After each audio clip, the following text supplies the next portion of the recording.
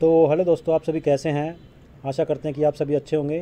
बात करेंगे सीटेट दिसंबर 2024 के लिए सीडीपी की। और ये सीडीपी का जो है चैप्टर नंबर 9 रहेगा, जिसमें हम अधिगम के सिद्धांत थ्योरीज ऑफ लर्निंग को डिस्कस करेंगे।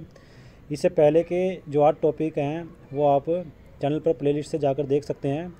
ये जो टॉपिक रहेगा ये मोस्ट इंपॉर्टेंट टॉपिक है एग्ज़ाम वे से। ये सीटेट एग्ज़ाम हो या फिर एसटेट एग्ज़ाम हो, जैसे कि ये भी आने वाले हैं, और अदर टीचिंग एग्ज़ाम जो भी हो किसी भी स्टेट का, तो उनके अंदर क्या है कि इस टॉपिक से काफ़ी ज़्यादा क्वेश्चन पूछे जाते हैं। तो ये मोस्ट इंपॉर्टेंट टॉपिक रहेगा। चलिए शुरू करते हैं। अधिगम के सिद्धांत। अधिगम के सिद्धांत के अंदर क्या है कि जैसे हम थॉर्नडाइक, पाउलो या स्किनर का जो है सिद्धांत पढ़ेंगे, उन चैप्टर्स को हम अगले चैप्टर्स के अंदर जो है कवर करेंगे। तो इसके अंदर हम थोड़ा डिस्कस कर लेते हैं कि अधिगम के सिद्धांत कौन कौन से होते हैं। तो चलिए शुरू करते हैं। सबसे पहले बात करते हैं कि जो हमारा अधिगम है तो अधिगम के क्या होता है आपका सीखना, या फिर जो अधिगम होता है एक बहुत ही व्यापक और महत्वपूर्ण जो है शब्द है। और मानव के व्यवहार के अकॉर्डिंग अगर देखा जाए तो मानव के जो है प्रत्येक क्षेत्र में सीखना जन्म से लेकर मृत्यु पर्यंत तक चलता रहता है, मृत्यु पर्यंत तक पाया जाता है। तो सीखना या फिर जिसको हम अधिगम बोलते हैं वो एक महत्वपूर्ण और या फिर व्यापक और महत्वपूर्ण जो है शब्द है। और मानव के प्रत्येक क्षेत्र में सीखना जन्म से लेकर मृत्यु पर्यंत तक पाया जाता है। उसके बाद अगर दैनिक जीवन की बात की जाए तो दैनिक जीवन में सीखने के अनेक उदाहरण दिए जा सकते हैं। सीखना मनुष्य की एक जन्मजात प्रकृति है। प्रतिदिन प्रत्येक व्यक्ति को अपने जीवन में नए अनुभवों को एकत्र करता क्या है कि वो रहता है। कोई भी मनुष्य हो तो प्रतिदिन क्या है, प्रत्येक व्यक्ति अपने जीवन में नए अनुभवों को एकत्र करता रहता है। और ये जो नवीन अनुभव होते हैं वो नवीन अनुभव जो है व्यक्ति के व्यवहार में वृद्धि और संशोधन करते हैं। इसलिए क्या रहता है कि यह अनुभव तथा उनका उपयोग ही सीखना और अधिगम करना कहलाता है। तो इसमें जो इस पार्ट के अंदर, इस पैरे के अंदर हमने देखा कि अधिगम होता क्या है। मैं दोबारा से रिपीट कर देता हूँ। सीखना या अधिगम जो है एक बहुत ही महत्वपूर्ण या व्यापक शब्द है। और मानव के प्रत्येक क्षेत्र में सीखना जन्म से लेकर मृत्यु पर्यंत तक पाया जाता है। दैनिक जीवन में क्या है कि सीखने के अनेक उदाहरण दिए जा सकते हैं। सीखना मनुष्य की एक जन्मजात प्रकृति रहती है। प्रतिदिन प्रत्येक व्यक्ति अपने जीवन में नए अनुभवों को एकत्र करता रहता है और ये नवीन अनुभव व्यक्ति के व्यवहार में वृद्धि तथा संशोधन करते रहते हैं। इसलिए यह अनुभव तथा इनका उपयोग ही सीखना या अधिगम करना कहलाता है। उसके बाद जब हमने अधिगम को सीख लिया कि अधिगम क्या होता है, तो इसकी एक और डेफिनेशन जो है वो हम देख लेते हैं, क्योंकि इसके अंदर से भी जो है क्वेश्चन आपको आ सकता है एग्ज़ाम के अंदर। तो दूसरे शब्दों में अगर कहा जाए तो अधिगम या सीखना एक बहुत ही जो है सामान्य और आम प्रचलित प्रक्रिया होती है।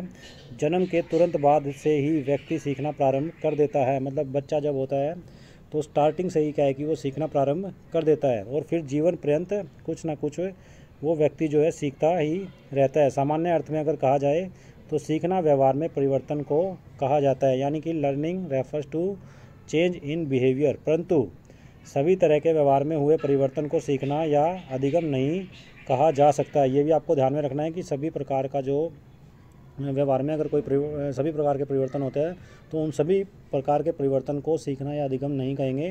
केवल कुछ जो टाइप्स है उसका जो है उसको हम अधिगम बोलेंगे या सीखना बोलेंगे। तो इस इकाई में अगर हम बात करें तो आप अधिगम के विभिन्न सिद्धांतों का अध्ययन करेंगे।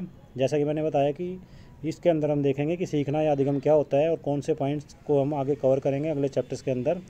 तो उनके शैक्षिक निहितार्थों को भी हम इसमें जान पाएंगे। उसके बाद अधिगम के सिद्धांतों की अगर बात की जाए तो अधिगम के सिद्धांत कौन से रहेंगे। अधिगम के जो सिद्धांत है थ्योरीज ऑफ लर्निंग, तो वो है सीखने के आधुनिक सिद्धांतों को निम्नलिखित 2 मुख्य श्रेणियों में विभक्त किया जा सकता है। अब वो 2 श्रेणियाँ कौन सी हैं जिनमें क्या है कि अधिगम को विभक्त किया जा सकता है, सीखने को विभक्त किया जा सकता है, बांटा जा सकता है।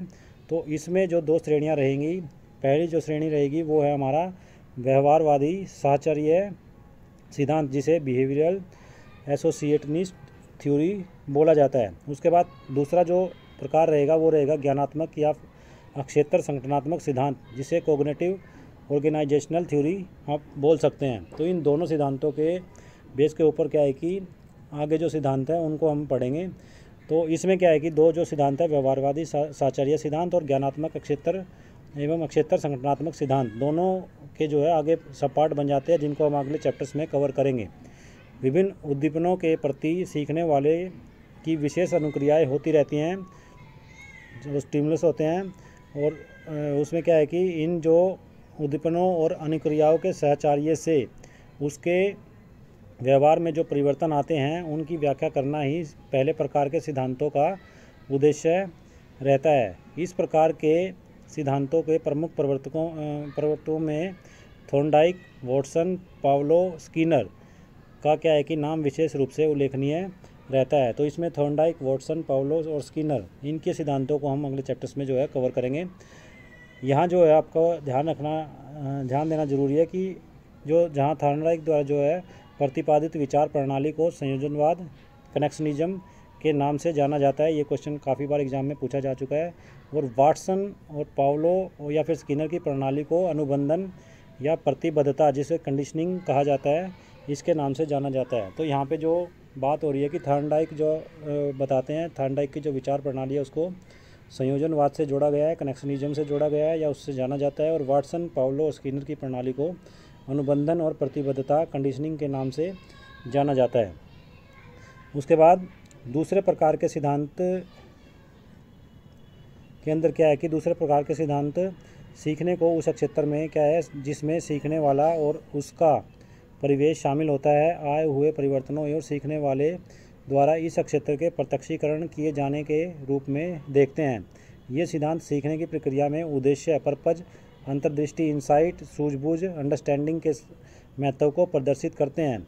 इस प्रकार के सिद्धांतों के मुख्य प्रवर्तकों में वर्देमियर, कोलर और लेविन के नाम जो है उल्लेखनीय होते हैं। तो दूसरे प्रकार का जो सिद्धांत है व्यवहारवादी के बाद, उस सिद्धांत के अंदर क्या है कि हमारा इसमें जो बात आती है उसमें ये सिद्धांत जो है सीखने की प्रक्रिया, उद्देश्य, अंतर्दृष्टि, सूझबूझ को महत्व को प्रदर्शित करते हैं। और इस प्रकार के सिद्धांतों के जो मुख्य प्रवर्तक रहते हैं उनमें वर्देमिर, कोलर और लेविन के नाम जो है सबसे ऊपर आते हैं। तो पहले प्रकार के सिद्धांत में आपने पढ़ा, पहले प्रकार का जो सिद्धांत है हमारा व्यवहारवादी। तो व्यवहारवादी सिद्धांत के अंदर क्या है कि नाम उल्लेखनीय जो आते हैं वो थॉर्नडाइक, वॉटसन, पावलो और स्किनर।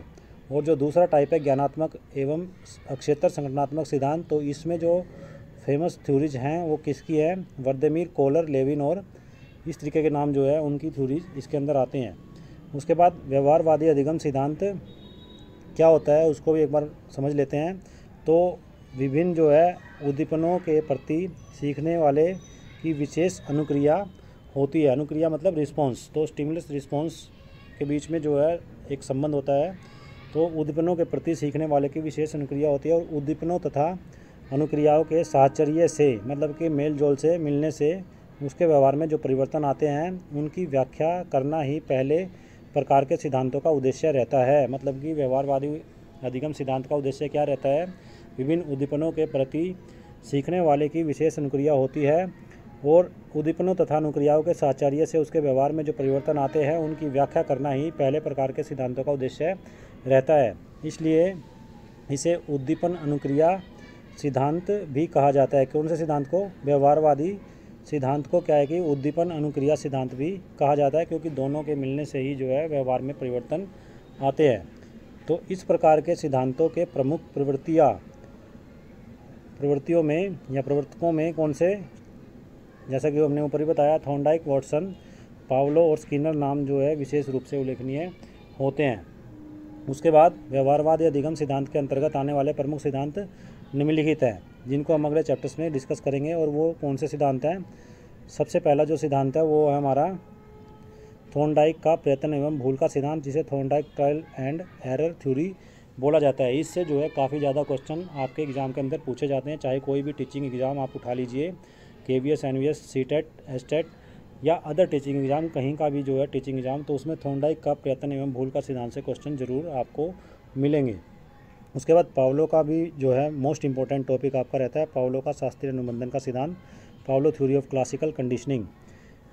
और तीसरा जो सिद्धांत है वो है हमारा स्किनर का क्रिया प्रसूत अनुबंधन सिद्धांत, जिसे स्किनर ऑपरेंट कंडीशनिंग थ्योरी बोला जाता है। तो ये तीन थ्योरी, थॉर्नडाइक प्रयत्न भूल का सिद्धांत और जिसे Thorndike trial and error theory बोला जाता है, पावलो का शास्त्रीय अनुबंधन का सिद्धांत, Pavlov theory of classical conditioning and Skinner का क्रिया प्रसूत अनुबंधन सिद्धांत, जिसे स्किनर ऑपरेंट कंडीशनिंग थ्योरी बोला जाता है। तो ये सिद्धांतों को हम प्रत्येक सिद्धांत को हर एक चैप्टर में जो है अगले चैप्टर्स के अंदर क्या है कि डिस्कस करेंगे।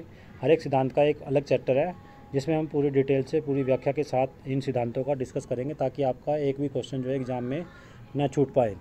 तो इस वीडियो के अंदर हमने देखा कि जो अधिगम होता है वो क्या होता है और अधिगम के कौन से 2 प्रकार है, व्यवहारवादी और दूसरा जो प्रकार है। उसके साथ ही हमने ये देखा कि व्यवहारवादी के जो 3 पार्ट्स हैं, इंपॉर्टेंट पार्ट्स, जिनको हम अगले चैप्टर्स में डिस्कस करेंगे, तो वो कौन कौन से होंगे।